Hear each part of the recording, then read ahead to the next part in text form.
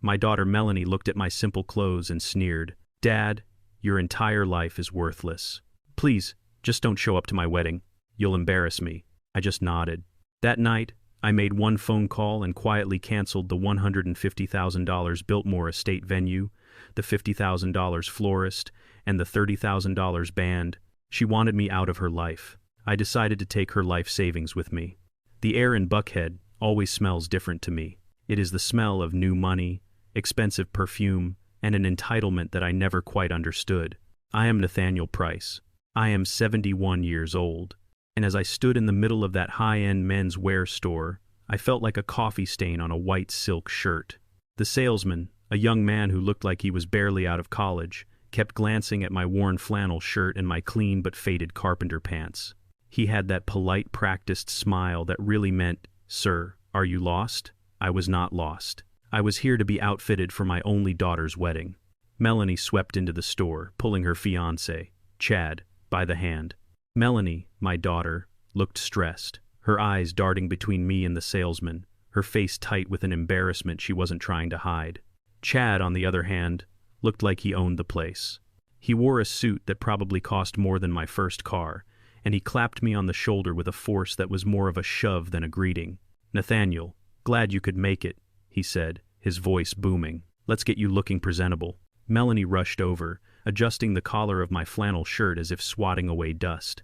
"Dad, I told you," she whispered, her voice sharp and low. "This is the Biltmore Estate. This isn't one of your old construction sites." The salesman, hearing Biltmore, immediately stiffened his professional smile, locking into place. Chad waved his hand dismissively around the store. "Don't worry, Mel. We'll find something. Just a simple dark suit. We don't want you to stand out too much. My parents are going to be there." The humiliation was a quiet, cold thing. They were treating me like a child, a problem to be managed. My eyes scanned the room past the racks of dark, boring suits. I pointed to a mannequin in the window. It was wearing a magnificent cream-colored linen suit, hand-stitched, perfectly tailored. "I like that one," I said, my voice calm. Melanie's face flushed a deep red. "Dad, please, do you have any idea what that costs? That's an $8,000 suit. Just let us handle this." She turned to Chad. "We'll pay for it, of course." Chad laughed, a short, sharp sound. "Good one, Nathaniel. Very funny. Just stick to the charcoal gray. We don't want you looking like you're trying too hard." He said it with a smile, but his eyes were cold.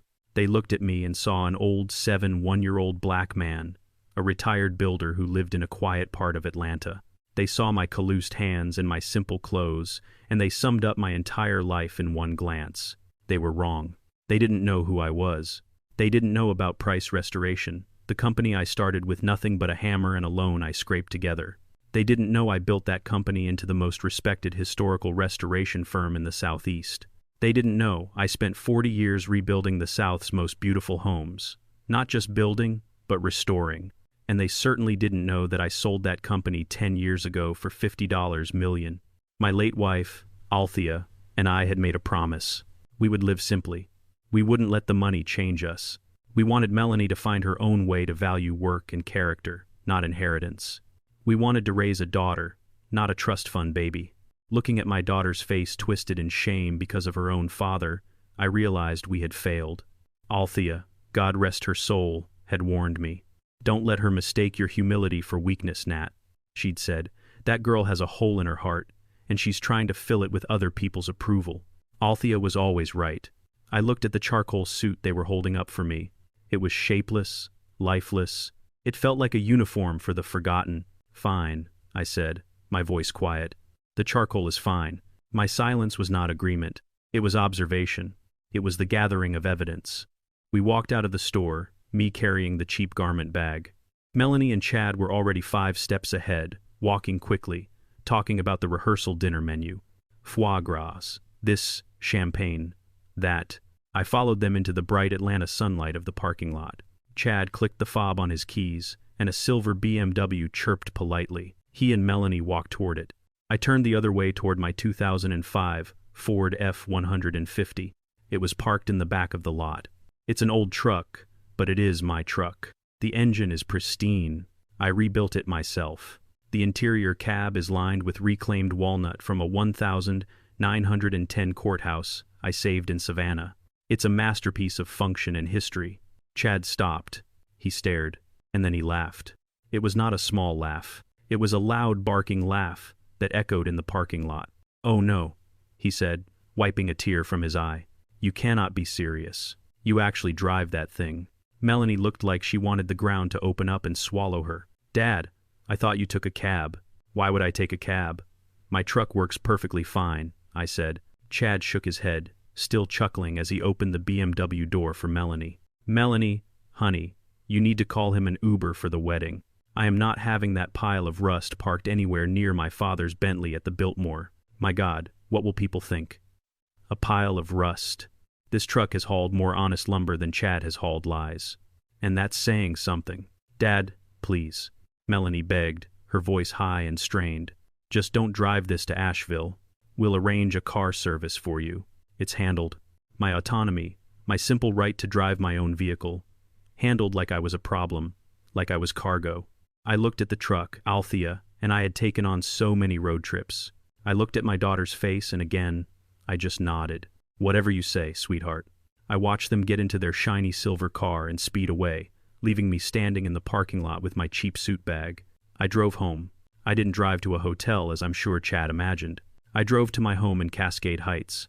It's a 1,920 seconds historic landmark, a sprawling brick Tudor that Price Restoration spent 2 years meticulously bringing back to life.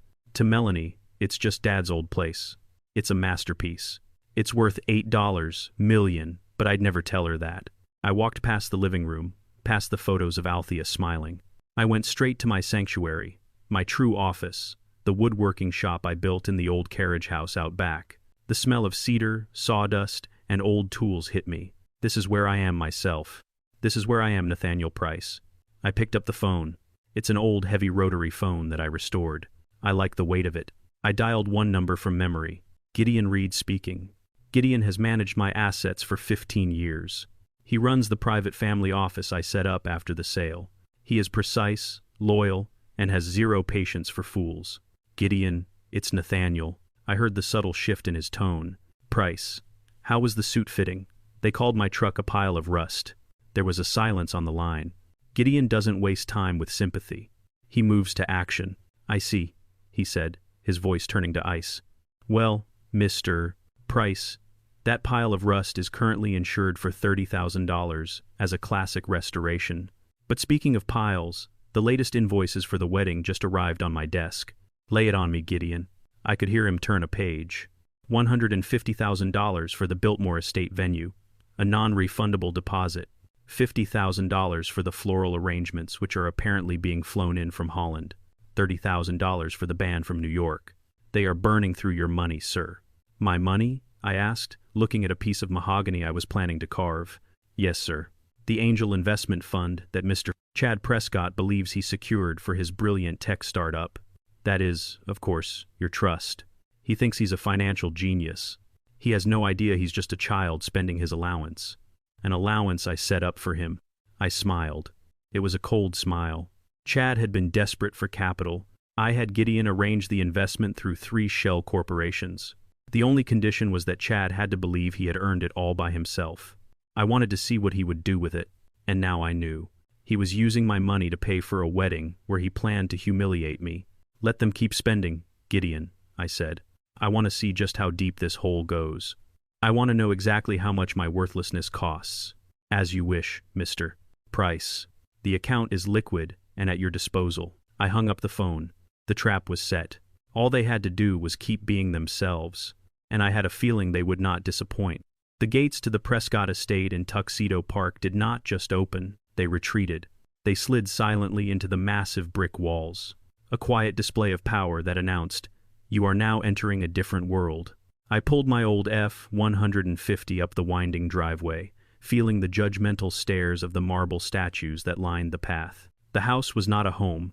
It was a statement. It was a 10,000-square-foot monster of white columns and glass, trying desperately to look like it had been there for a century. It failed. It looked like what it was, new money screaming for attention. Chad opened the door himself, which surprised me. His smile was a tight, plastic grimace. He had clearly warned them about me. Nathaniel, come in. Come in. I stepped inside onto a marble floor, so polished I was afraid my work boots might scuff it.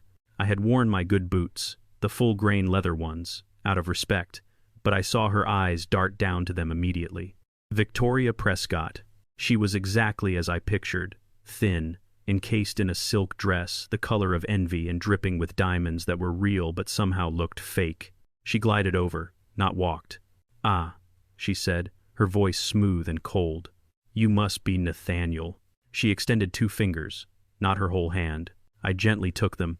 Her hand was cold, manicured, and weak. Melanie rushed over from the living room, kissing the air near my cheek. "Dad, you made it." Her voice was high, strained. She was performing for her new family. She was embarrassed by me. "Of course, sweetheart," I said. Arthur Prescott, a large, red-faced man, boomed from across the room.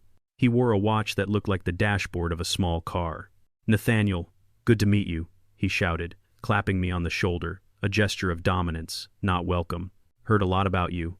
I doubted that. I doubted Melanie had told them anything of substance about me at all. To them, I was just a formality. The poor black father-in-law they had to endure before the wedding. We moved into a dining room that was 30 feet long. It was absurd. We sat down, 4 of us, at a table meant for 20. I felt like I had to shout to be heard.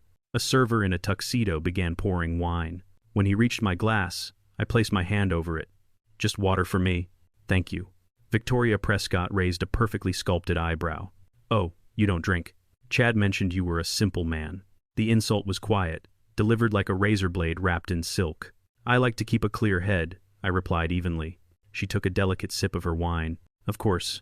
Melanie mentioned you used to be in construction." She said the word construction, like she was saying garbage collection. That must have been terribly hard work. All that dust, all that physical labor. I saw Melanie freeze, her fork halfway to her mouth. She stared at her plate, her cheeks burning red. She was ashamed.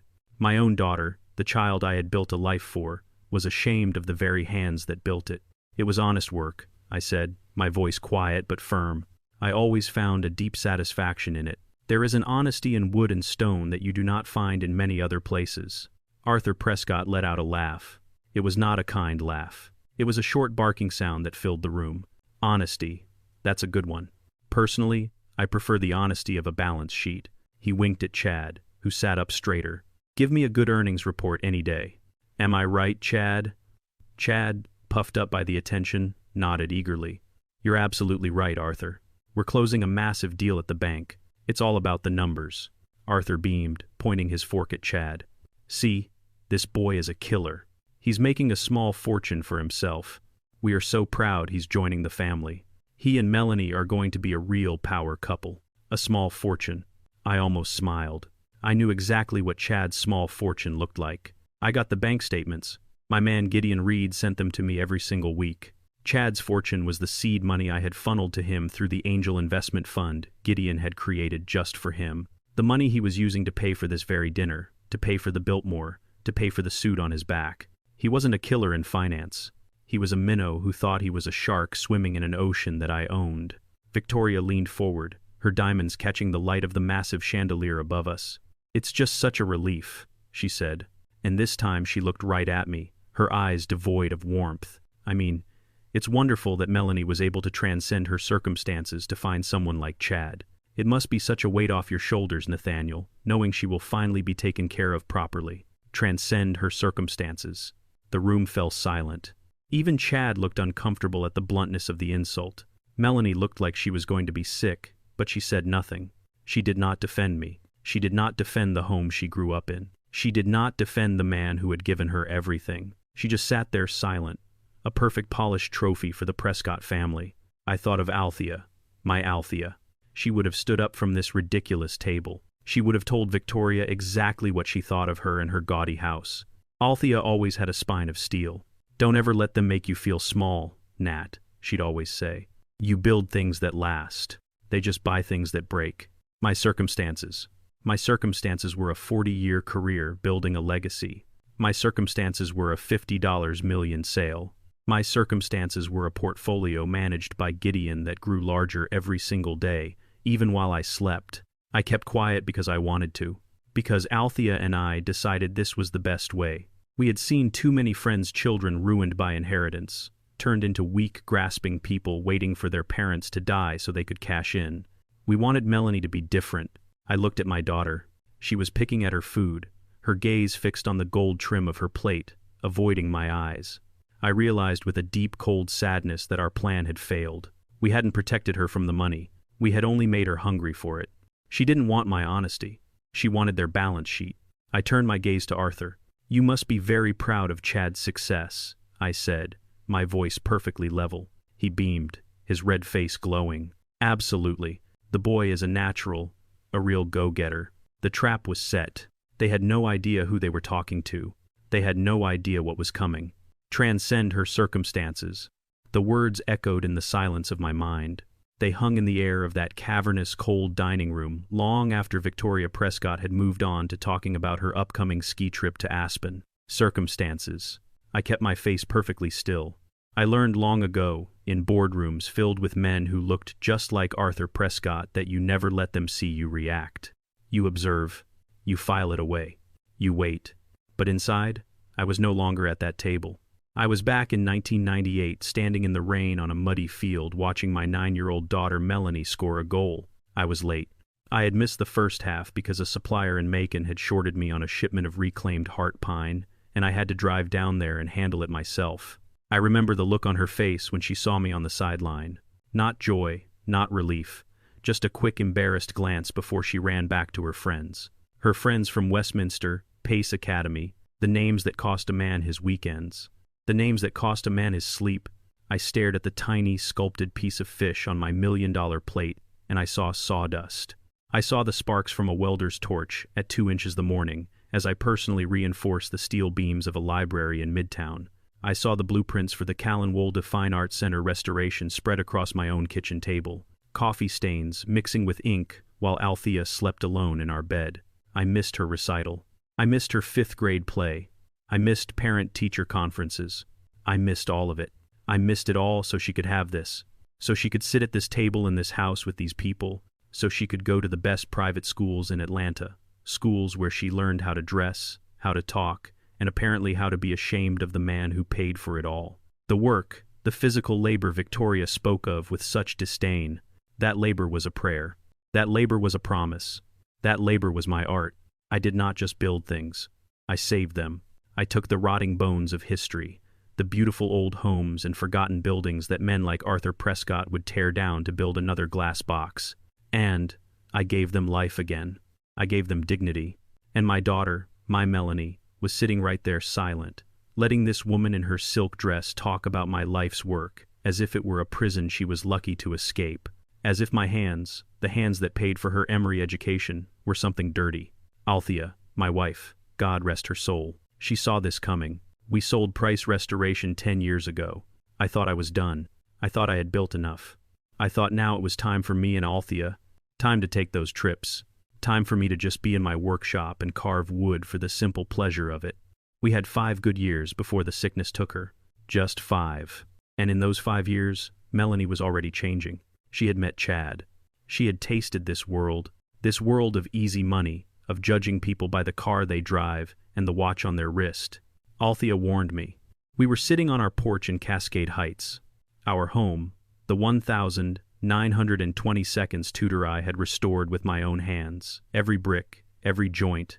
It was our sanctuary. "Be careful, Nat," Althea had said, her voice soft but strong, always so strong. "She's trading her roots for glass beads. She doesn't see the value in what we built. She only sees the value in what they buy." I didn't want to believe it. How could the girl who used to help me sand down reclaimed oak, the girl who loved the smell of my workshop, how could she become this? I looked across the table. Melanie was smiling now, a bright, fake smile as Arthur Prescott bragged about a new boat he had just bought. She was one of them. She was assimilated. She was willing to let them erase me, erase her entire past just to be accepted. My circumstances were the sweat on my brow that paid for the very education that got her the job, that led her to Chad, that got her a seat at this absurdly long table. The irony was so thick, I felt like I could not breathe. The rest of the dinner was a performance. I was the silent, humble, simple old man. I nodded. I smiled when they spoke to me. I ate the tiny food. I watched Arthur and Chad talk about deals and leverage, and I knew from the detailed reports Gideon Reed sent me that Chad was drowning in debt and that Arthur's own company was over-leveraged by millions. They were houses of cards built on air. I was a house of stone built on bedrock, and they had the audacity to pity me. Finally, the dessert plates were cleared, the coffee was poured, the humiliation was complete. I carefully folded my napkin and placed it on the table. "Arthur, Victoria, thank you for the meal," I said, my voice steady. It was memorable. I stood up. I had to leave. I needed air that was not poisoned with their arrogance and my daughter's silence. Melanie jumped up, her chair scraping loudly on the marble floor. Her smile was gone, replaced by that familiar, strained look of panic. "Dad, I'll walk you out." I knew what was coming. This was not an act of affection. This was damage control. I nodded and walked out of the dining room. I could feel their eyes on my back, the simple father-in-law being politely dismissed. Melanie walked beside me, her heels clicking angrily on the floor. She was silent as we crossed the massive empty foyer. She was waiting until we were out of earshot. She did not even wait for the front door. She grabbed my arm and pulled me into a small, dark alcove by the kitchen doors. The smell of garlic and expensive olive oil wafted out. And then she turned on me. Her face was not sad. It was not ashamed. It was a mask of pure, cold fury. Melanie's fingers dug into my arm like talons. Her grip was surprisingly strong. She did not just guide me. She pulled me. She pulled me from the grand foyer past a swinging door and into a small, dark butler's pantry off the main kitchen. It was a jarring transition. One moment I was in the cavernous marble entryway. The next I was in a cramped, windowless space that smelled of garlic and cleaning solution. The sounds of the dinner party, Arthur Prescott's booming laugh, the clinking of glasses were suddenly muffled, distant. Here, in the dim light, my daughter's face was something I did not recognize. It was not the face of the little girl I had taught to ride a bike. It was not the face of the young woman I had proudly watched graduate from Emory. It was a mask of pure, cold fury. She let go of my arm, shoving me slightly back against a steel counter. "How dare you?" she hissed, her voice low and shaking. "How dare you come into their home and embarrass me like that?" I just looked at her. I said nothing. My silence only fueled her rage. "Embarrass you, Melanie? I just had dinner." "You just had dinner?" she mocked, her voice dripping with sarcasm. "No, Dad. You sat there in your cheap suit with your hands like a mechanic, and you judged them. You judged me. They were the ones talking about my circumstances," I reminded her, keeping my voice level. "And you just had to reply, didn't you?" she shot back. "You just had to give them your little speech about honesty and wood and stone." Wood and stone. Are you insane? These are the Prescotts. They own half of North Atlanta. They are not impressed by your folksy working man routine. It is not charming. It is humiliating. She was pacing now, 2 short, angry steps in each direction, trapped in the tiny room with her own fury. I have spent 2 years building this. 2 years, proving to them that I am not just you. I have worked so hard to fit in, to show them I belong in their world. And in one night, you walk in here looking like a gas station attendant and you start talking about sawdust. Her words hit me harder than any physical blow. I saw every late night I had spent poring over blueprints for price restoration. I saw the weekends I missed. The school plays I only saw on a grainy videotape. The holidays I cut short. I saw the tuition checks I wrote to Westminster, then to Emory. Checks that cost me my youth. Checks that cost me my time with Althea. I had sacrificed all of that. Not for myself, but for her. To give her the education, the polish, the opportunities I never had. I had built a $50 million company with these mechanics' hands so that she would never have to know the struggle I did. And here she was, the product of all that sacrifice, telling me that the foundation of her entire life was a source of shame. She had become one of them. She had traded her soul for a seat at their table. "You don't get it, do you?" she said, her voice dropping to a whisper, which was somehow more cutting than her shout. "You just don't understand the world we live in. Chad is a killer. He is successful. He is respected.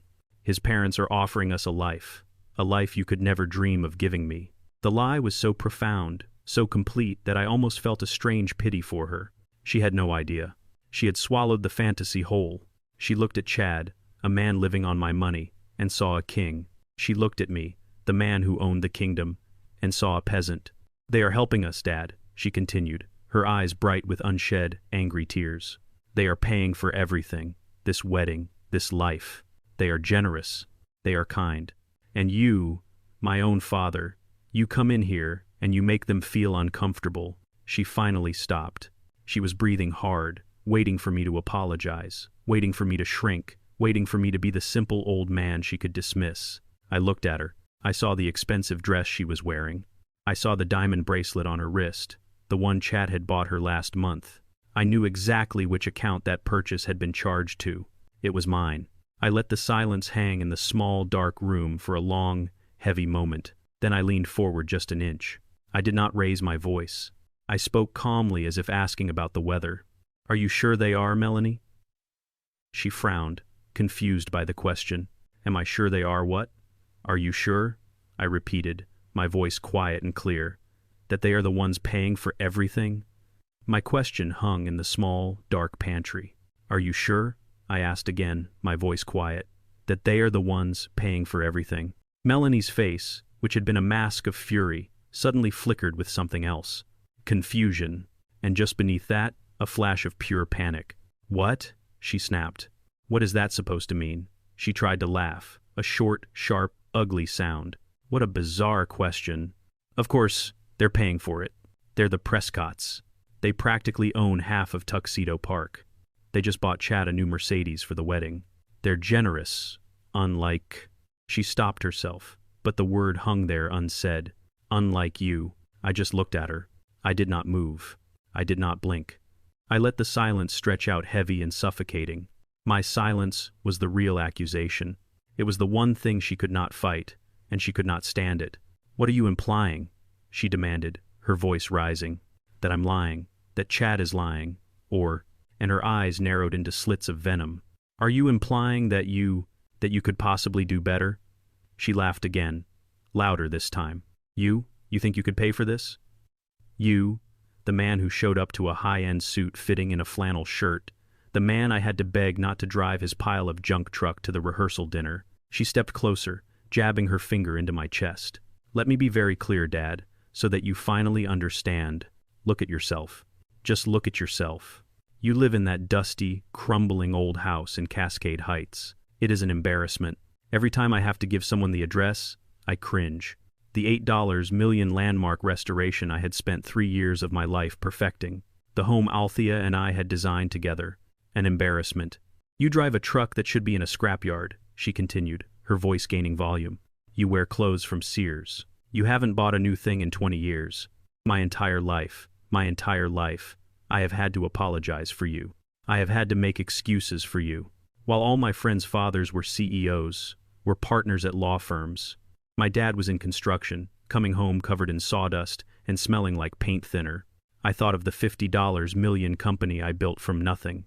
I thought of the hospitals, libraries, and historic homes I had saved from the wrecking ball. I thought of the 400 employees I had treated like family. You had a good company maybe once." She spat as if reading my mind. "And what did you do? You just quit. You sold it. You gave up. You settled. You're just this nothing who sits in his dusty old house and plays with blocks of wood all day." She was breathing hard, her face just inches from mine. "Chad's parents built something. We are building something. Your life, Dad. Your entire simple little life is nothing to be proud of." The words landed. They hit me with a physical force, knocking the breath from my chest. Nothing to be proud of. All the sacrifices, the missed baseball games, the late-night inventory checks, the years I poured into Westminster and Emory, the legacy I tried to build, all of it in her eyes amounted to nothing. She saw my stillness, my silence, and she mistook it for defeat. She thought she had finally won. She thought she had finally made me as small as she needed me to be. "So, you know what?" she said, her voice dropping to a final cold whisper. "Don't come." I looked at her, really looked at her. I saw the daughter Althea and I had raised, and I saw the stranger standing in front of me, the stranger who was so blinded by the glare of new money that she could no longer see the sun. "Don't come to the wedding," she repeated, her voice flat. "You'll just embarrass me. You'll embarrass Chad. You'll embarrass the Prescotts. Your life is worthless, Dad. Please just stay home and be worthless where no one can see you." The pantry was silent. I could hear the muffled sound of Arthur Prescott telling some loud, obnoxious story in the dining room. The anger I felt was not hot. It was not the rage she was showing. It was a deep, cold, perfect anger. It was the anger of a foundation settling into bedrock. It was the anger of a man who had just been handed his purpose. The simple old man she was screaming at. He just died. In his place, Nathaniel Price, the founder and CEO of Price Restoration, stood up. I did not argue. I did not defend myself. I did not beg or plead or remind her of a single thing I had ever done for her. I simply gave her exactly what she had asked for. I looked into her furious, shallow eyes. "If that's what you want, Melanie." I turned. I did not say another word. I pushed open the swinging pantry door. I walked past the kitchen staff, who were trying not to stare. I walked through the grand foyer, past the polished marble and the ridiculous chandelier. I heard her call my name from the kitchen. "Dad, wait." Her voice sounded different now. Not angry, confused, perhaps even a little scared. She had expected me to fight, to crumble. My quiet acceptance was not part of her plan. I did not stop. I did not look back. I opened the massive front door, walked out into the cool Atlanta night, and got into my pile of rust. The engine turned over with a smooth, powerful rumble. I drove down the winding driveway past the silent marble statues. The trap was no longer just a possibility. It was a promise. She wanted me to be worthless. I would show her exactly what worthless looked like when it was the only thing holding up her entire world. I drove home. The 10-mile drive from Tuxedo Park to Cascade Heights felt like crossing an ocean. I left their world of cold marble, bright lights, and brittle laughter, and returned to mine. A world of tree-lined streets where the houses had history and the air felt real. I pulled the F-150 into the carriage house. The automatic door rumbled shut, sealing me inside. I did not go into the main house. Not yet. I walked straight into my workshop. The smell of cedar, white oak, and tung oil greeted me like an old friend. It was the smell of truth, the smell of substance. My house, as Melanie had called it, this $8 million architectural landmark that I had saved from demolition. I ran my hand along the workbench, a single slab of 100-year-old mahogany I had salvaged from a bank in downtown Atlanta. My tools hung in perfect order on the wall, each one cleaned, oiled, and sharpened. Not a single thing in this room was fake. Not a single thing was built on a lie. I sat down on my carving stool, the same stool I had used for 30 years, and in the silence of my workshop, her voice echoed, "Your entire simple little life is nothing to be proud of." Nothing. I looked at my hands. These were the mechanic's hands my daughter was so ashamed of. These hands had held her when she was a baby. These hands had signed the tuition checks for Westminster and Emory. These hands had built an empire from sawdust and determination. These hands had held Althea's as she took her last breath in this very house. Althea, my Althea. I remembered my promise to her in the quiet of our bedroom when the sickness was making her weak, but her spirit was still strong. "Take care of our girl, Nat," she had whispered, her grip surprisingly strong. "She's got your drive, but my impatience. She's going to get lost in all that glitter. Don't let her. Promise me you won't let her." I had promised. For 5 years since Althea's death, I thought I was keeping that promise. I thought that by giving Melanie space, by letting her live her life, I was respecting her as an adult. I was wrong. I was not respecting her. I was enabling her. I looked at a photo of Althea tacked to the wall, her smile bright, her eyes knowing. I had not been taking care of our girl. I had been funding her destruction. I had been quietly paying for the very life that was teaching her to despise me. I had been subsidizing the values that Althea and I had fought so hard against. Caring for her doesn't mean letting her win. Althea's voice seemed to whisper in the scent of the cedar shavings. Sometimes caring for someone means letting them fall. It means letting them feel the full weight of their own choices. The sadness that had filled my chest on the drive home began to recede. It was replaced by something else, something cold and hard and clear. It was not the hot rage of a wounded father. It was the cold resolve of a builder. When a foundation is rotten, you do not paint over it. You do not prop it up. You expose it. You tear it down to the bedrock, and you build again. Melanie had mistaken my humility for weakness. She had mistaken my silence for stupidity. She and her fiancé and their arrogant, empty families had looked at me and seen a worthless old man, a man who was nothing to be proud of. The grief for the daughter I had lost was sharp, but the determination to teach the woman she had become was stronger. The lesson was not going to be gentle. It was not going to be kind. It was going to be honest. It was going to be built of the same hard, unyielding truth as wood and stone. The simple old man was done. The man who had built Price Restoration from the red clay of Georgia was about to make one final, meticulous restoration. He was going to restore his daughter's sense of reality. I picked up the heavy old rotary phone from my workbench. The weight felt good in my hand. It felt real. I began to dial the number for Gideon Reed. It was 11 at night. I knew he would be awake. He was always awake. I sat on my carving stool for a long time. The workshop was silent except for the low, steady hum of the dehumidifier in the corner. 11 at night. The air was cool, and the scent of cedar and oak filled my lungs. I looked at the old black rotary phone on my workbench. It was heavy, made of bakelite and steel. It was not like the cheap plastic toys people use today. I always liked that. It meant a phone call was deliberate. You could not just tap a screen. You had to commit. I picked up the heavy receiver, the familiar weight of it solid in my hand. I put my finger in the first hole of the dial. The sharp mechanical click, click, click, as the rotary spun back felt final. I dialed the 7 numbers. I knew them as well as I knew my own. It was the only number I ever called from this phone. It rang only once. Gideon Reed, speaking. His voice was exactly as I expected, crisp, fully awake, and utterly professional. Gideon never seemed to sleep, or if he did, he slept with one eye on the global markets. Gideon, it's Nathaniel. There was a pause on the line. It was not a pause of surprise, but a pause of intense focus. He was listening. Price, he said, his voice perfectly level. I was not expecting your call this evening. I must assume the dinner with the Prescott family did not go well. Gideon Reed did not deal in small talk. He dealt in facts, in assets, and in results. It went exactly as we expected, Gideon, I said. My voice was quiet, but it felt heavy in the silent workshop. In fact, it was worse. I see. I could hear the faint, rapid tap, tap, tap of his keyboard in the background. He was already pulling up my files. She told me, I said, my voice steady, that my entire life was worthless, that I was nothing to be proud of. And then she told me that I was not to attend my own daughter's wedding, that I would be an embarrassment. The tapping stopped. The silence that came from Gideon's end of the line was absolute. It was the loudest, most profound silence I had ever heard from him.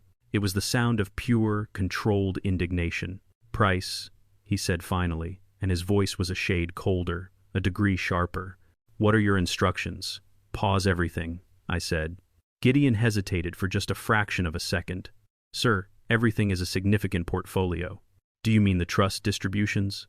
I mean everything, Gideon. The Biltmore, the $50,000 florist from Holland, the $30,000 band from New York, the caterer, the deposits, the final payments, the credit line for the honeymoon. Pause all of it. Freeze the accounts. Stop the payments. Pause, sir, Gideon asked. His voice held a rare note of caution, a need for absolute clarification. Do you mean you wish for me to call the vendors and officially cancel the contracts? That will incur significant financial penalties, and if I may, it will alert them immediately. It will give them 1 week to find alternative funding. I leaned back on my stool. I looked at the razor-sharp edge of a chisel lying on my workbench. No, Gideon, I said slowly. You misunderstand me. I do not want you to cancel a single thing. I do not want you to call anyone. I want you to let them proceed. I want them to have this entire week. I want Melanie to have her final dress fitting. I want Chad to finalize his ridiculous groomsman's gifts.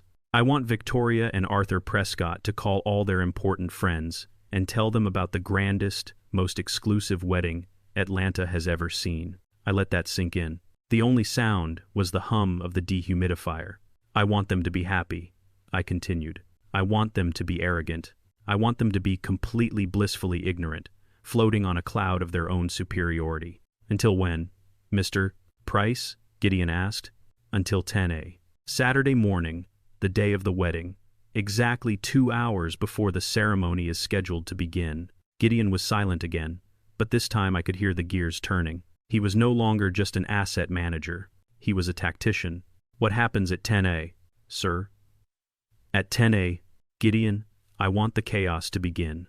I want every single payment to fail all at once like a string of firecrackers. I want the check for the Biltmore venue, the final $150,000 payment to bounce. I want the credit card on file for the $30,000 band to be declined.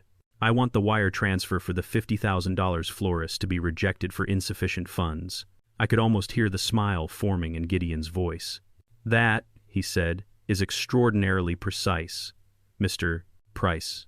A simultaneous catastrophic financial failure. The vendors will panic, I said. They will not be polite.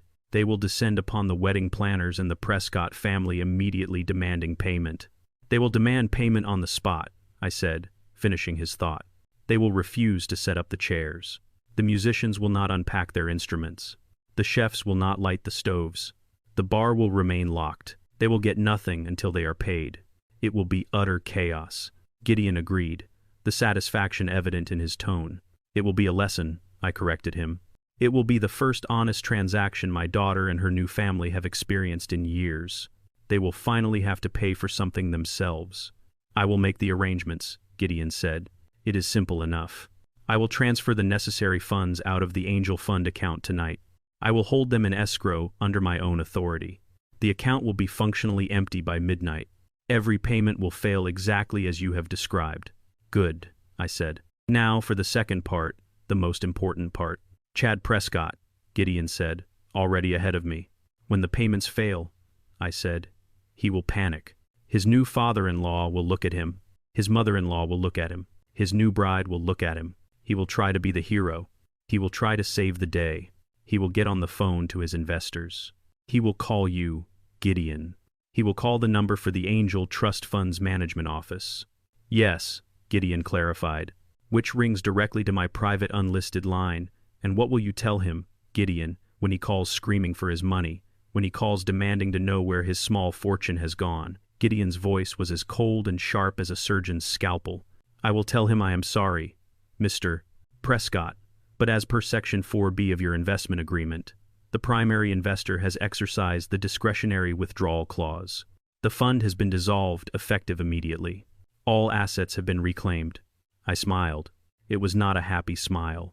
It was the smile of a craftsman seeing a perfect joint come together. The discretionary withdrawal clause. You wrote that beautifully, Gideon. It is standard in all our venture capital agreements, Mr. Price, Gideon replied. It gives the primary investor, in this case, you the right to pull all funding for any reason or for no reason at all with zero notice. He signed it. He was so excited to see the 7-figure deposit, he never even read the fine print. He thought he was a killer, I murmured, thinking of Arthur Prescott's proud, booming voice. He thought he was a go-getter. He is a fool, Mr. Price, Gideon said simply. A fool who has been living on your generosity while insulting the source of it. He is about to discover the true cost of his arrogance. He is about to discover what insufficient funds truly means. Thank you, Gideon. That is all. Proceed as planned. I will see you on Saturday. It will be my profound pleasure, sir. Good night. I placed the heavy receiver back in its cradle. The workshop was silent again.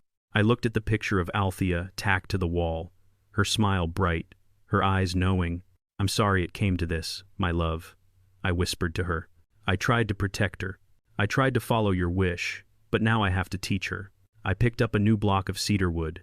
I took my favorite chisel, the one with the handle worn smooth by my own hand, and I began to work. The soft shish of the blade cutting through the grain was the only sound in the night. It was the sound of a plan being set in motion. It was the sound of a hard, cold, honest lesson taking shape. Gideon's voice brought me back to the workshop. The funds are now in escrow, Mr. Price. The account is empty. The mechanism is in place. Now, let us discuss the deployment. Deployment? I like that. It was a cold, hard word. It was a word for a battle plan. Let's walk through the targets, Gideon. I want to understand the sequence. It is not a sequence, sir, Gideon replied. His voice was precise, like a metronome. A sequence gives them time to react, to shift resources. What I have planned is not a sequence. It is a simultaneous catastrophic failure, a financial heart attack. I leaned forward, resting my elbows on the mahogany workbench. Go on. I have mapped their payment structure. They have been remarkably predictable. They use the Angel Fund as the primary source for all major deposits, and they have scheduled all final payments to clear within the same 24-hour window before the wedding. It is amateur hour, sir. Who are the big vendors? I asked, though I already knew. I had seen the invoices. Target 1. The largest is the Biltmore Estate venue itself, Gideon said. $150,000. The final wire transfer is scheduled to be initiated by them at 9 on Saturday. I will have a block on the Angel Fund account. The wire will fail. The bank will send an automated insufficient funds notice to their accounts department. The accounts department will then call the wedding planner. I estimate the first sign of panic will reach your daughter at approximately 9:45 Good, I said, my voice flat. Target 2, Gideon continued, is the floral specialist. $50,000. They are being flown in from Holland. They are, shall we say, high-strung. Prescott paid their deposit with a cashier's check. The final payment is also due Saturday morning upon their arrival at the estate. They will demand a certified check before they even unload the trucks. And Chad will write them one, I said, seeing the move ahead. He will, Gideon confirmed. He will write them a check from the Angel Fund checking account. And when the florist's assistant calls the bank to verify funds, the bank will inform them that the account balance is $312. The check will be worthless. I thought of Melanie. I thought of how much she loved appearances. She had spent hours describing the archways of orchids to Althea's sister on the phone, an archway of lies. And the others, the band, the $30,000 group from New York. They paid their deposit on the fund's corporate credit card. They are scheduled to do their sound check at 10 When they do, the hotel will run the card for their final fee and travel expenses. The card will be declined. The caterer, a separate $70,000 contract, is operating on the same payment structure. Declined, declined, declined. The photographer, the videographer, the custom linen rental declined, declined, declined. I estimate, Gideon said, his voice holding a note of quiet satisfaction, that between 9:45 and 10:15 on Saturday, your daughter and her fiancé will be informed in rapid succession that they owe approximately $250,000 immediately in cash, or every single vendor will walk. Maximum chaos, I whispered, the words tasting strange.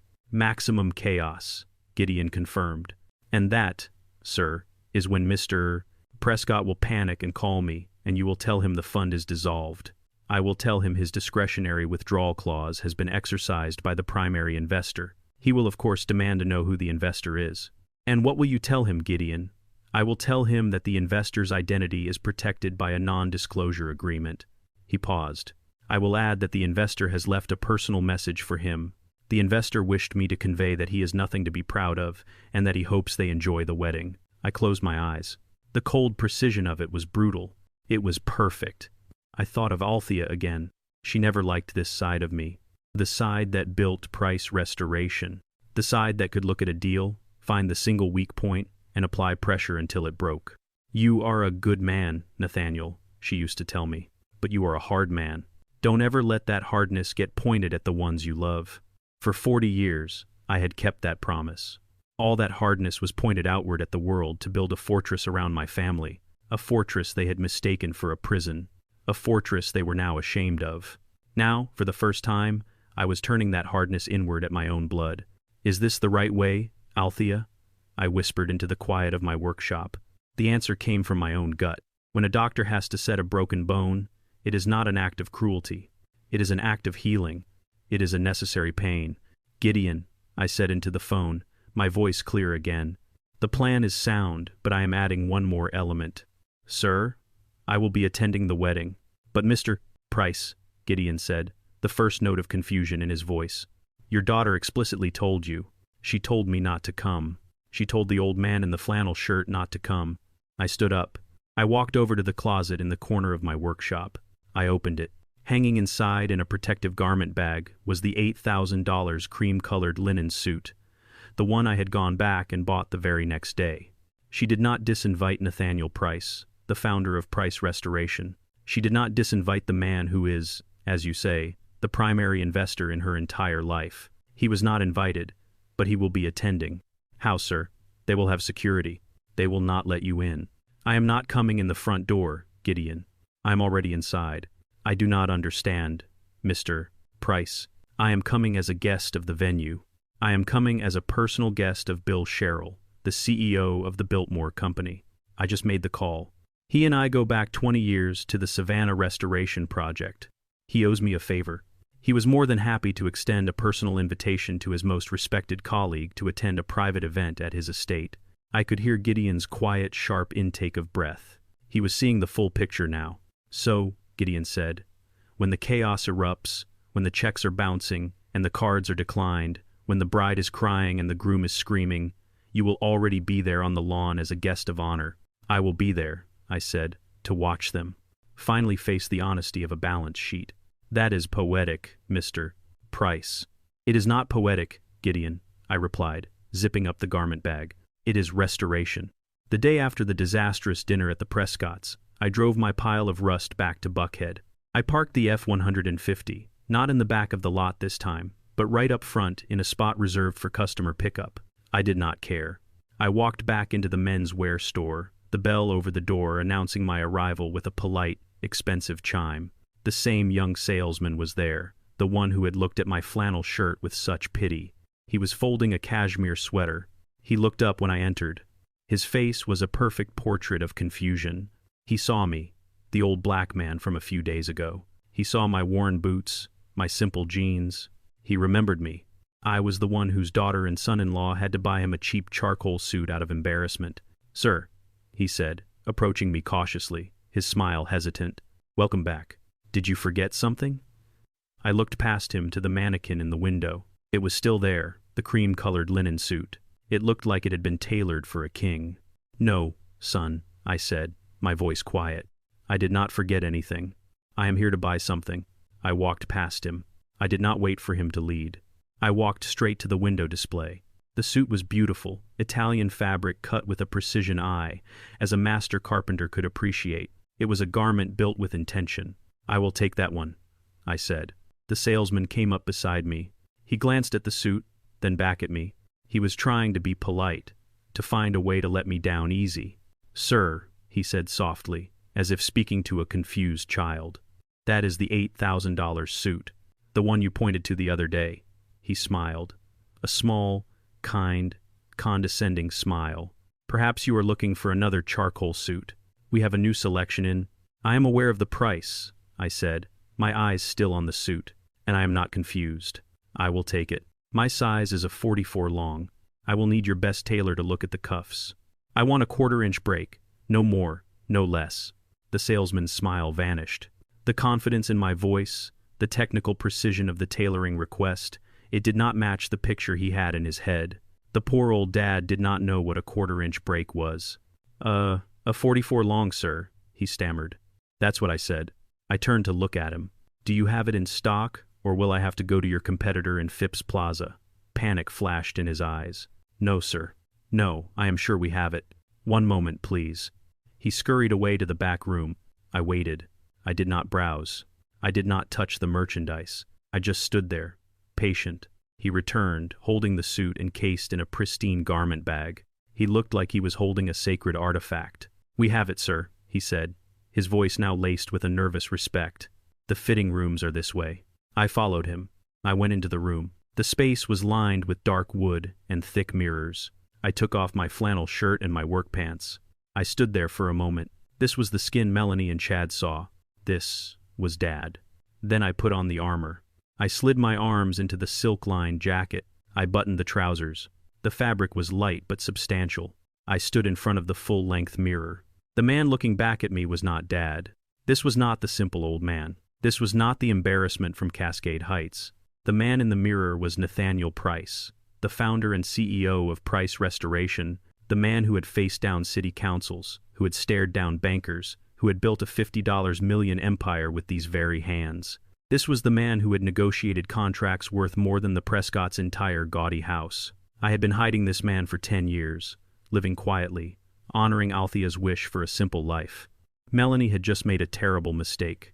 She had not just insulted Dad, she had awakened him. The tailor, an older Italian man with pins in his lapel, came in. He looked at me, then at the suit.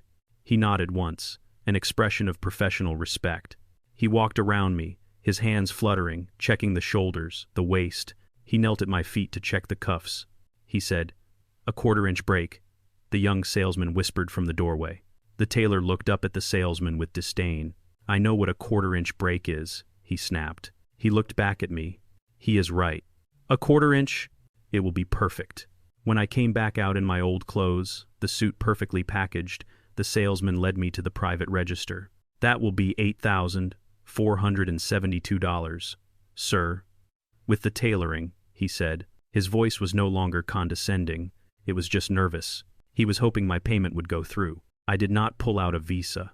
I did not pull out an American Express. I reached into my old leather wallet and pulled out a simple, heavy, dark blue card. He took it. He looked at it. He frowned. It did not have a regular bank logo. It just had 2 words engraved on it. Price Family Office. He swiped it. The machine beeped instantly. Approved. The salesman's entire posture changed. He stood up straighter. He cleared his throat. He handed me the card back as if it were fragile. Price, he said, the sir now sounding entirely different. Your suit will be ready by Thursday at 4. Will that be acceptable? That will be fine, I said. Thank you for your business, Mr.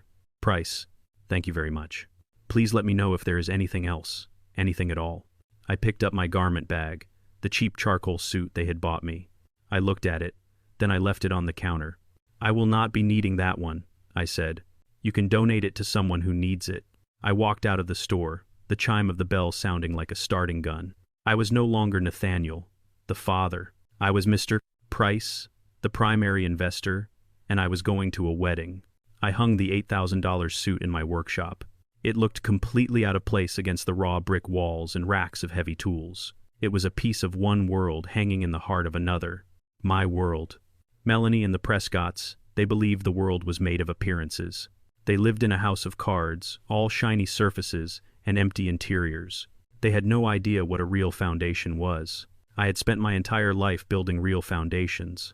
Price Restoration was not just a name, it was a promise. A promise that no matter how rotten the beams, how cracked the plaster, the core could be saved, it could be made stronger than before. I had been a fool.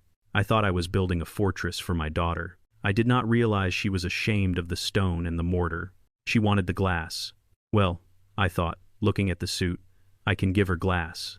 Glass that shatters. The financial trap was set. Gideon would handle that. It was the weapon. But I needed the armor, and I needed the right battlefield. I picked up the heavy rotary phone again. This was not a call for Gideon. This was a call to a different kind of power. I dialed a number in North Carolina. It rang 3 times. Then a smooth, professional voice answered. Bill Sherrill's office. This is Nathaniel Price. Tell him it is about Savannah, I said. I did not have to wait long. Not even 10 seconds. Nat, you old ghost. I thought you had fallen off the face of the earth. Bill Sherrill's voice was a booming, genuine sound. He was one of the few men I respected. A man who, like me, understood that business was about building, not just about numbers. Still standing, Bill. How is that addition on the north wing? It's beautiful, Bill laughed. And it's still standing thanks to you. I swear the architects on that project were trying to defy gravity. If your team hadn't re-engineered those trusses, my whole legacy would be a pile of rubble right now. What do I owe the pleasure? Do not tell me you are finally ready to sell me that Tudor in Cascade. Not today, Bill, I said, a small smile touching my lips.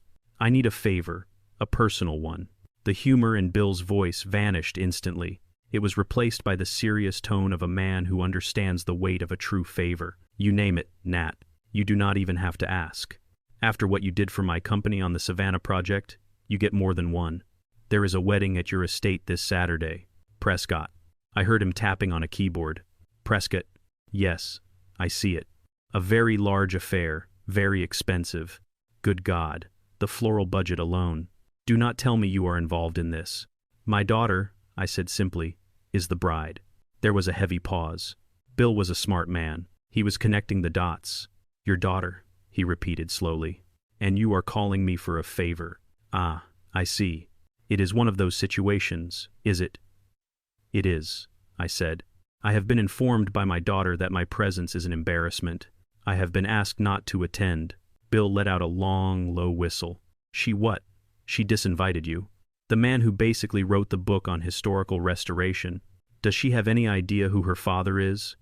She has an idea, I replied, my voice hardening. She believes I am a worthless old man in a flannel shirt who drives a rusty truck. She believes I am nothing to be proud of. And I, Bill, have decided to let her be right until Saturday. A slow, delighted chuckle came through the phone.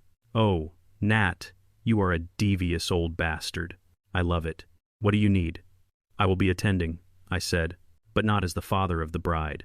I will be arriving as your personal guest, a VIP. I want your staff to treat me as such. My personal guest, Bill repeated, savoring the words. Of course, you will be on the executive list. My personal assistant will be at the gate waiting for you. Will you require a private suite to prepare? No, I said. I will arrive ready. I just need to be on the lawn, visible. I do not want them to know I am coming until I am already there. Consider it done, Nat. No one on the event staff will have your name connected to the Prescott party. As far as they are concerned, you are my most honored colleague here to inspect the grounds. My personal assistant will greet you by name, loudly in front of everyone. I appreciate this, Bill. Nonsense, Bill said. The Savannah Project made this company $10 million and won us 3 national awards. You have more than one favor in the bank. You go and restore that family, Nat. It sounds like a foundation is crumbling. Something like that, I said. Thank you, Bill. I hung up the phone. The battlefield was now set. I picked up the receiver again and dialed Gideon's number. Price, he answered immediately. Gideon, the plan is in motion.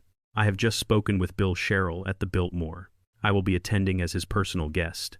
Understood, sir, Gideon said. I could hear the approval in his voice. The public element. Very good. Now, I said, I need the chariot. Saturday morning, 9 at my front door. I want the Cullinan, the Rolls-Royce Cullinan.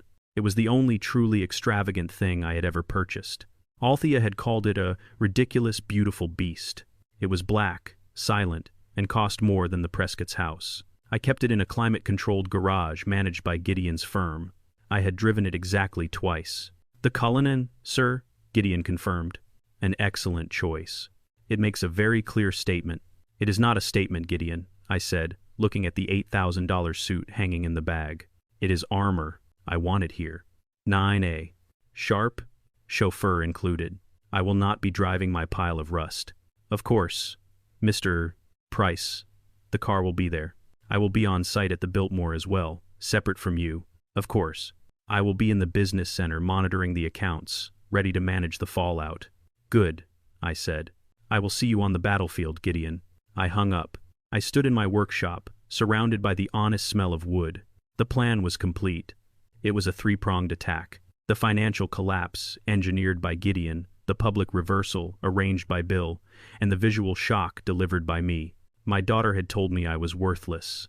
She was about to find out in front of 300 of her most important new friends just how much worthless cost. Saturday morning, 10. The sun broke over the Blue Ridge Mountains and lit the Biltmore estate like a stage. It was not just a house. It was a palace, a monument to a kind of wealth that was supposed to last forever. 300 of Atlanta's and Asheville's most important people were gathering on the grand lawn. The men were in morning suits and designer labels. The women were in spring dresses and wide-brimmed hats, looking like a garden of expensive competing flowers. They held glasses of champagne that had already begun to flow. They laughed, their voices light and brittle, echoing in the crisp mountain air. This was their world, the one Melanie had been so desperate to buy her way into. And at the center of it all, my daughter. I was not there yet, but I could picture it. I had seen the photos from her dress fitting, the ones she had accidentally sent to her aunt, knowing her aunt would show me.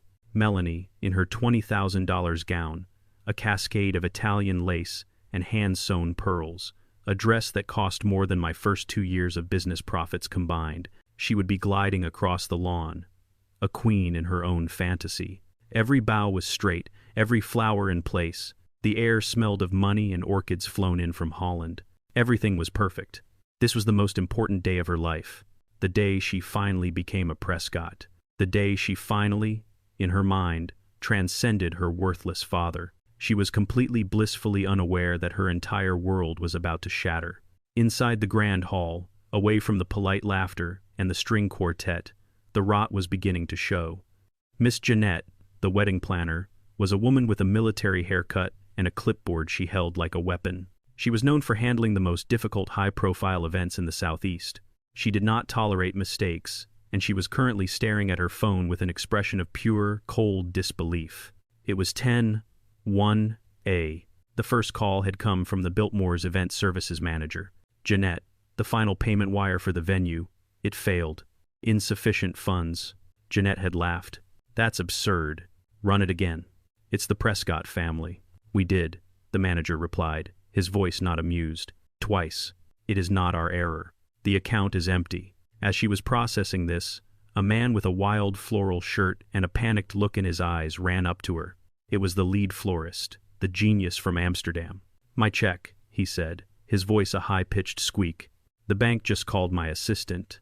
It has been bounced like a child's toy. $50,000. I have 2 trucks of orchids sitting in the sun, and my team will not unload a single petal until I have a certified payment. Vanderbeek, please calm down, Jeanette said, her voice tight. Calm down, a new voice boomed. Leader of the New York Jazz Band, a man in a sharp suit, strode over. He held his phone in the air. My card, the one for our hotel block and travel fee, declined. $30,000. Jeanette declined. My musicians are not unpacking their instruments. We do not play for free. Another man, the head caterer, joined the growing circle of rage. Our wire transfer was rejected. $70,000. My staff is standing by in the kitchen. The ovens are cold. The champagne is staying on the trucks. This was not a small problem. This was a catastrophic multi-front financial collapse. This was the moment Gideon had engineered. Jeanette, for the first time in her 20-year career, was completely cornered. These were not local vendors she could soothe with promises. These were national-level professionals who had flown in. They wanted their money, not later. There must be a mistake. She stammered, her military calm breaking. The father of the groom, Mr. Prescott. The groom, Mr. Prescott. They are handling the finances. Then find them, the florist shouted. Find them, or we are packing our trucks and leaving, and I will be sending a bill for every single one of these dead flowers. The guests on the lawn laughed, oblivious.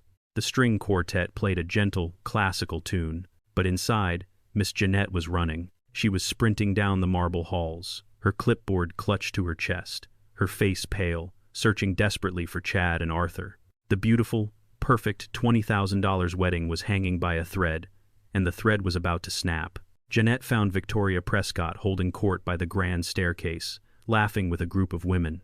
She did not bother with pleasantries. She walked straight up, her face a pale mask of professional terror, and interrupted her. Prescott, I need to speak with you now. Victoria's laugh died. She visibly bristled at being interrupted. Jeanette, can you not see I am with my guests? Whatever it is, it can wait. No, Mrs. Prescott, Jeanette said, her voice low and shaking with controlled fury. It cannot wait.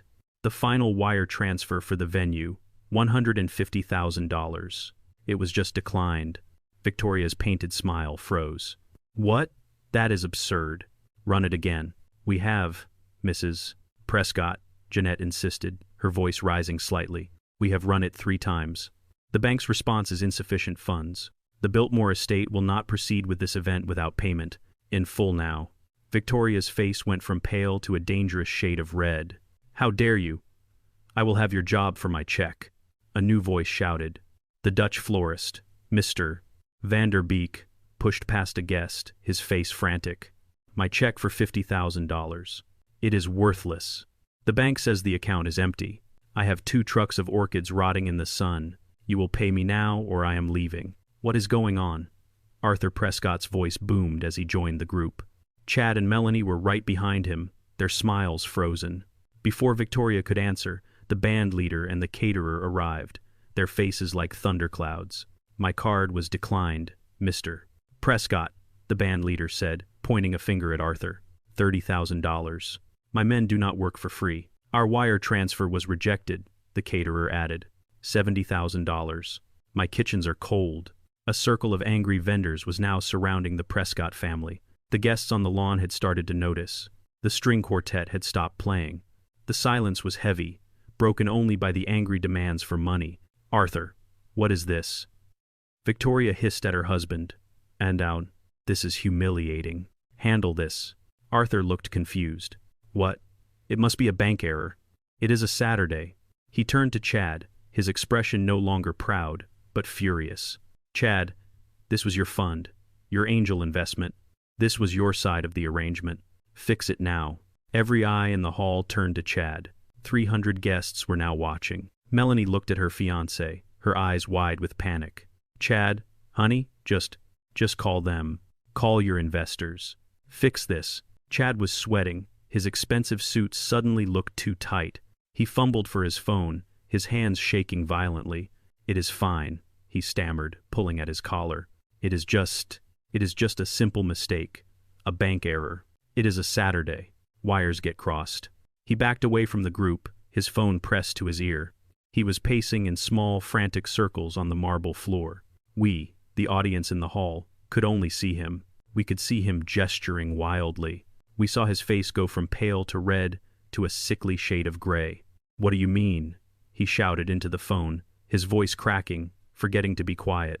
What do you mean the fund is dissolved? He stopped pacing. He stood frozen. No, you cannot. I have checks drawn on that account. I have wires scheduled. This is my wedding. He listened again, his mouth opening and closing silently. From the other end of that phone line, I knew Gideon's voice would be calm, cold, and utterly professional. I am sorry, Mr. Prescott, but as per Section 4B of your investment agreement, the primary investor has exercised the discretionary withdrawal clause. The fund has been dissolved, effective immediately. All assets have been reclaimed. The investor? Chad shrieked, his voice echoing in the grand hall. What investor? Who is he? Put him on the phone. I need to speak to him. He cannot do this to me. The guests were now openly whispering. This was no longer a simple mistake. This was a catastrophe. Chad listened again, his body rigid. I will tell him, Gideon's voice would be saying on the other end, that you called. The investor did, however, leave a personal message for you. He wished me to convey that he is nothing to be proud of, and that he hopes you enjoy the wedding. Goodbye, Mr. Prescott. The line went dead. Chad lowered the phone from his ear. He stared at the black screen. The killer in finance, the go-getter, the power couple's other half. He looked like a small, terrified boy. He looked ruined. He turned slowly to face his new father-in-law. Arthur, Chad whispered, his voice. The money? It is gone. It is all gone. And into that terrible vibrating silence, a new sound emerged. It was not a sound of anger. It was not a shout. It was the smooth, deep, almost imperceptible rumble of an engine. A very, very expensive engine. All heads, the angry vendors, the shocked guests, the pale and terrified Prescott family, all of them turned toward the grand entrance. A vehicle was pulling up the main drive. It was not a rented limousine. It was not a Bentley. It was a Rolls-Royce Cullinan, solid black, gleaming like wet obsidian in the morning sun. It moved with a silent, arrogant grace, a predator arriving at a feeding. It stopped directly in front of the main steps, eclipsing everything around it. Victoria Prescott whispered, "Who on earth is that?" A chauffeur in a black suit and cap stepped out. He walked around the front of the massive vehicle and opened the rear passenger door. For a moment, nothing happened. Then, a single polished leather shoe stepped out onto the gravel. It was not a worn work boot. It was an $800 Allen Edmonds shoe. And then I emerged.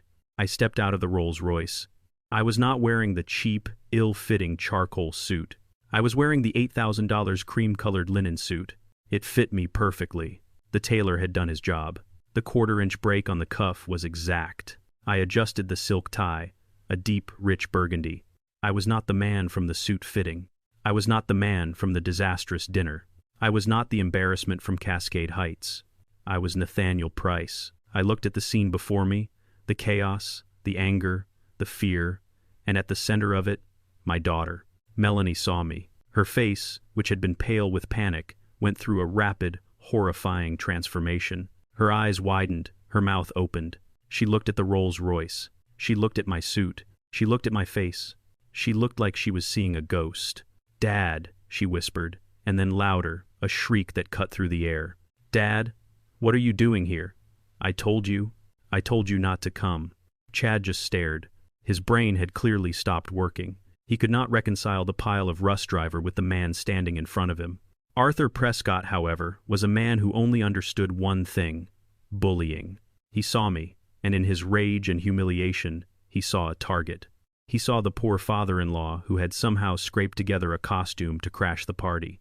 He let out a loud barking laugh, trying to regain control, trying to make me the joke to deflect from his own catastrophic failure. "Well, look at this," Arthur boomed, gesturing at me, his face a blotchy red. "Nathaniel, I'm impressed. That is quite the outfit. Where did you rent that, huh? Did you cash in your Social Security check for the car?"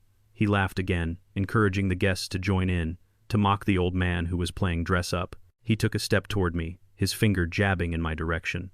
"You have got some nerve, old man, showing up here after." He never finished his sentence. The massive oak doors of the Biltmore estate swung open, and Bill Sherrill, the CEO of the Biltmore Company himself, strode out. He was in a perfectly tailored morning suit, his silver hair immaculate. He did not look at Arthur. He did not look at Victoria. He did not look at the angry vendors. His eyes locked on me, and a wide, genuine smile spread across his face. "Nathaniel," he boomed, his voice 10 times more powerful and authentic than Arthur's. "My friend, you made it. I am so glad you could come." Bill Sherrill walked straight past the stunned Prescott family. He walked right past my daughter. He came directly to me and embraced me in a strong, one-armed hug, shaking my hand warmly. "It is an honor to have you here, Nat," he said loud enough for everyone to hear. Then he turned to the entire silent, gaping crowd. "Ladies and gentlemen, I apologize for this confusion," he said, gesturing to the angry vendors. "But I must take a moment to welcome my most honored guest."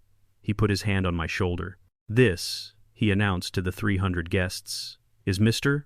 Nathaniel Price. He is a personal friend, and in my opinion the man I respect most in the entire restoration business. We are honored to have you at our estate, Nat." The silence was absolute. It was deafening. It was the sound of an entire social hierarchy being instantly, violently, and completely inverted. Arthur Prescott's mouth was hanging open. Victoria looked like she had been struck by lightning. And my daughter Melanie, she just stared, her face a mask of impossible, horrifying understanding. The man she had called worthless was the guest of honor. A dead silence fell over the lawn. It was a heavy, suffocating silence, the kind that follows a thunderclap. The 300 guests were frozen, their champagne glasses halfway to their lips. They were all staring at me, staring at Bill Sherrill, the CEO, and staring at the Prescott family, who now looked very, very small. Arthur Prescott's face was a terrible mottled purple. His mouth opened and closed, but no sound came out. He looked like a fish pulled from the water. Victoria was clutching her pearls, her eyes wide with a horror that was a joy to behold. She was not just embarrassed, she was terrified. She had just insulted to his face a man who was the personal guest of honor of the CEO. She had made a fatal social error. But Melanie, my daughter, her face was white, chalk white. The color had drained from her completely. She looked at Bill. She looked at me. She looked back at Bill. The pieces were clicking into place in her mind, forming a picture she could not, would not accept. "Guest of honor," Melanie stammered. The words were barely a whisper. But she could not finish. She could not say my father. She could not say worthless. She just stood there, her $20,000 dress suddenly looking like a cheap costume. At that exact moment, Miss Jeanette, the wedding planner, saw her opening. She was a professional. She did not care about the family drama. She cared about the $250,000 hole in her budget. She saw Bill Sherrill, the CEO, treating me like royalty. She saw the Prescotts exposed as frauds. She saw me. She pushed past Arthur and ran directly to me, her clipboard clutched to her chest. Her face was a mask of desperate hope. "Price," she exclaimed, her voice loud and clear for everyone to hear. "Price, thank God you are here. There has been a terrible misunderstanding with the payments, the Prescotts, their accounts. They are all declined. The florist, the band, the venue, nothing has been paid for. Please, sir, can you help? We cannot proceed." She was begging me, the worthless old man, to save her, to save them. Every guest on that lawn turned. Every eye was on me, waiting.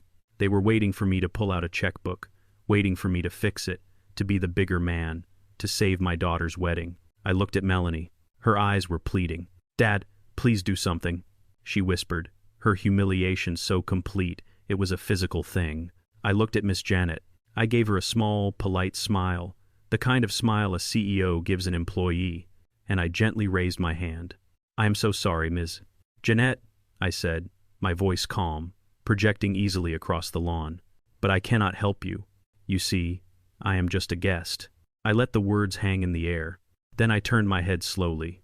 I looked past the stunned Prescotts. I looked past my daughter. I looked directly at Chad. He was trembling. His face was slick with sweat. He was trapped, exposed, and utterly ruined. I gave him a small, concerned frown. The same kind of condescending look Victoria had given me at dinner. "Is there a problem, Chad?" I asked, my voice full of polite curiosity. "Is that small fortune of yours having some trouble?" Chad just stared at me, his mouth opening and closing. No sound came out. He was a fish on the hook and he knew it. All the blood drained from Melanie's face. The confusion was gone. It was replaced by a final, horrifying, complete understanding. She looked at Chad, this broken, sweating man. She looked at the angry vendors. She looked at her furious, humiliated in-laws. And finally, she looked at me. Her voice was a dead whisper, a ghost. "It was you." I did not say anything. I just watched her. "The Angel Fund," she whispered, the pieces clicking together one by one. "The investors, the money Chad thought he made. It was all you. It was always you." She looked at the angry florist, the furious band leader. "You paid for all of this. The deposits, the venue, the flowers. You were paying for everything, and then you stopped." "Yes," I said. It was the only word I needed. Arthur Prescott looked like he was going to explode. "You set this up. You humiliated my family. You did this." I turned to him. "Sir, I did nothing. I simply stopped paying for things I did not buy. Your son claimed he was a killer in finance. He claimed he had a small fortune. It seems his fortune," I glanced at Chad, "was just his allowance. And I, his father-in-law, decided it was time to cut him off." "Dad," Melanie pleaded, taking a step toward me. Her eyes were desperate. "Dad, please, you cannot do this. It is my wedding day. Please fix this. Pay them. We can talk about this later." "Pay them?" I asked. "You want me to pay them?" I looked at the chaos, the 300 shocked guests, the apoplectic Prescotts, the furious vendors, and my daughter in her $20,000 dress, begging the worthless old man to save her. I reached into the breast pocket of my $8,000 linen suit. I pulled out a simple, old-fashioned checkbook from a local Atlanta bank. Not my private wealth account, just my personal checking. I took out my pen. I wrote out a check. I tore it from the book with a clean, sharp sound. Miss Janet, the planner, rushed forward, her eyes wide, thinking I was going to pay the full amount. I handed the check to her. "This," I said calmly, "is for $5,000. It is for your time and your trouble. You did your job. You should not have to suffer because of their lies." She took the check, stunned. "But sir, the other vendors, the $250,000. I held up my hand. "That is not my problem." I turned from the planner. I turned from the Prescotts. I turned from Chad. I walked to the small microphone the band leader had set up before he realized he was not getting paid. I tapped it. It was live. A quiet thump echoed over the silent lawn. "Excuse me," I said. My voice was calm, clear, and amplified. "My apologies to all of you for this interruption." 300 pairs of eyes were locked on me. "My name is Nathaniel Price. I am the father of the bride. I am the man you probably heard nothing about. I am the man whose daughter just informed him 1 week ago that his entire life was nothing to be proud of." I looked at the crowd. I saw shock. I saw pity. I saw morbid curiosity. "I have been a builder my entire life," I said. "I believe in solid foundations. It seems I failed to build one for my own daughter. I gave her everything, and in doing so, I taught her the value of nothing."